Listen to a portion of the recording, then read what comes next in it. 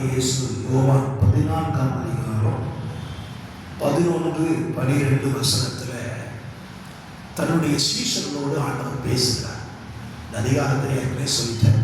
14, 15, 16 அதிகாரங்கள் சீஷர்களோடு ஆண்டவர் பேசுகிறார். இப்போ என்ன பேசுறாங்க அப்படின்னா, என்னை நம்புங்கள் ஒன்று, ரெண்டாவது என் கிரியைகளின் நிமித்தமாவது என்னை என்ன செய்யுங்க, நம்புங்க அப்படிங்கிறார்.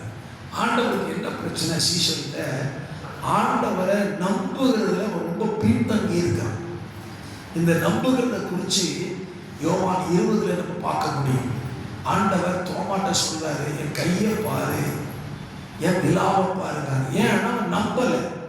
இயேசு உயிர்த்தெழுந்தலையே தோமா என்ன செய்யல, நம்பல. ஸ்தோத்திரம். அப்ப நம்பும்படி கர்த்தர் சீஷர்கிட்ட சொன்னார், என்னை நம்பு அப்படின்னு சொல்றாரு. சரி, இப்ப ஆண்டவர் சொல்ற இன்னொரு வசனத்தை பாருங்க. நான் என் பிதாவினிடத்திற்கு போகிறபடியால் என்னை விசுவாசிக்கிறவன் நான் செய்கிற கிரியைகளை தானும் செய்வான், இவைகளை பார்க்கிலும் பெரிய கிரியைகளை செய்வான். ஆண்டவர் பூமியில இருக்கும்போது ஏராளமான கிரியைகளை செய்தார். அதை சீஷர்கள் பார்த்துட்டே இருக்கிறாங்க. இப்ப சொல்றாரு, என்னை விசுவாசிக்கிறவன் நான் செய்கிற கிரியைகளை தானும் செய்வான். ஆண்டவர் என்ன கிரியை செஞ்சார்? ஆண்டவர் பூமியில இருக்கும்போது என்னெல்லாம் கிரியை செஞ்சார், அதை நம்ம இன்னைக்கு செய்யறோமா அப்படிங்கிறது பார்க்கணும். ஒரு கிரியை செய்யறதுக்கு ஆசைப்படுறோம். என்ன கிரியை? ஆண்டவர் அற்புதங்களை அடையாளங்களை செய்தார். செத்தவன் உயிரோடு எழுப்பினாரு, குருடனை கண்ணை திறந்தாரு, சப்பானியை நடக்க பண்ணினாரு, செவிடன் காதை திறந்தாரு. இதெல்லாம் நம்ம செய்யணும்னு ஆசைப்படுறோம். இயேசு இதை மட்டும் செய்யல. எனக்குள்ள ஒரு பெரிய கேள்வி என்ன, இயேசு சுகமாக்கின எல்லாரும் இயேசுவை பின்பற்றினார்களா, ரட்சிக்கப்பட்டார்களா அப்படின்னு கேட்டா இல்ல. பைபிள்ல இயேசு சுகமாக்கினவங்க ஏராளம் பேர். ஆனா பெந்தெகோஸ்தே நாளில மேல் வீட்டுல கூடியிருந்த எத்தனை பேர்? 120 பேர் தான். சுகமாக்கின லிஸ்ட் எடுத்தாலே நிறைய பேர் வந்திருக்கணும். ஏனென்றால் இயேசு சுகமாக்கினவர்களுடைய லிஸ்ட பைபிள்ல நிறைய எழுதாம விட்டாங்க. எழுதினா புஸ்தகங்கள் என்ன செய்யலாம், கொள்ளாது அப்படின்னு சொல்லியிருக்கிறாங்க. அப்ப அவ்வளவு சுகத்தை வாங்கினவன் எங்க போனான்? இல்ல. அதுக்கு இயேசு ஒரு உதாரணம் சொன்னார். என்ன உதாரணம் அப்படின்னா, 10 குஷ்டரோகியும் சுகமாக்கினார். இயேசு கிட்ட திரும்பி வந்தவன் எத்தனை? ஒருத்தன் தான் வந்தான். நன்றி சொல்றது ஒருத்தன் தான் வந்தான். அவன் 9 பேர் இயேசு செஞ்சுட்டான், சுகத்தை வாங்கிட்டு போயிட்டான். சோ ஆண்டவர் சொன்னாரு, இது மட்டும் கிரியை கிடையாது, இது மட்டும் கிரியை இல்லை. ஸ்தோத்திரம். ஆண்டவர் செய்கிற கிரியைகள் இன்னும் இருக்கிறது. இன்னும் நிறைய கிரியை செஞ்சிருக்கிறார். அது ஒவ்வொரு கிரியை நம்ம இன்னைக்கு தியானிக்கலாம். இதை நாம் செய்ய வேண்டும். இயேசு செய்த கிரியையில ஒரு கிரியை. ஸ்தோத்திரம். ஒரு கிரியை பாருங்க. பைபிள்ல இயேசு செய்த நிறைய கிரியைகள் இருந்தாலும் லூக்கா 7ஆம் அதிகாரத்துல 2 சம்பவத்தை நம்ம பார்க்க முடியும். லூக்கா 7ல 2 சம்பவத்தை பார்க்க முடியும். ஒரு சம்பவம், 100க்கு அதிபதியுடைய வேலைக்காரன் சுகவீனமாய் இருக்கிறான். அவனை தேடி அவன் சுகமாக்குவதற்காக அந்த தேசத்தில் இருந்த யூதர்கள், ஜனத்தின் மூப்பர்கள் இயேசுகிட்ட வர்றாங்க. வந்து சொல்றாங்க, ஆண்டவரே, இந்த 100க்கு அதிபதி உங்க ஜனத்தை நேசிக்கிறான், ஜனத்துக்கு ஒரு ஆலயத்தை கட்டி கொடுத்துருக்கிறான், ஸ்தோத்திரம், அதனால நீர் அவனுக்கு உதவி செய்யணும்ப்பா அப்படின்னு கேட்கிறாங்க. இயேசு சொன்னார், நான் வர்றேன், நான் வந்து அவனை என்ன செய்யறேன், சுகமாக்குறேன்னு சொன்னார். சொல்லிட்டு அந்த 100க்கு அதிபதியுடைய வேலைக்காரனுக்கு ஒரு வார்த்தை சொன்னார், சுகமாயிட்டு. இப்ப இயேசு மறுபடியும் ஊழியத்துக்கு போக ஆரம்பிச்சிட்டார். போகும்போது பார்த்தீங்கன்னா, நடந்து போகிற கூட்டத்துல ஒரு மனிதன், ஒரு வாலிபன் மரித்து போனான். மரித்து போன வாலிபனை சுமந்து கொண்டு அடக்கத்துக்கு கொண்டு போகிறாங்க. ஸ்தோத்திரம்.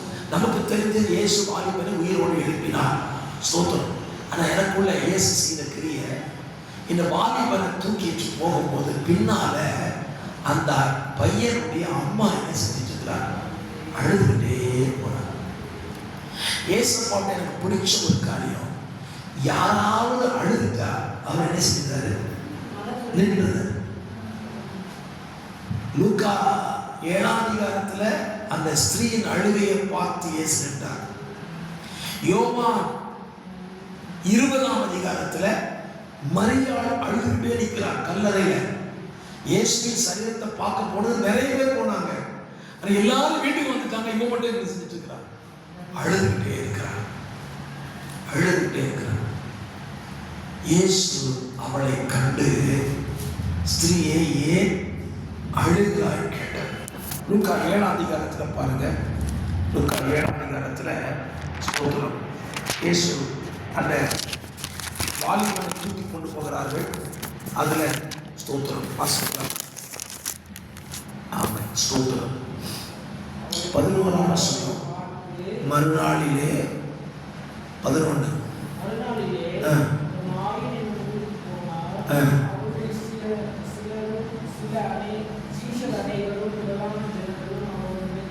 கூட போனார்கள்.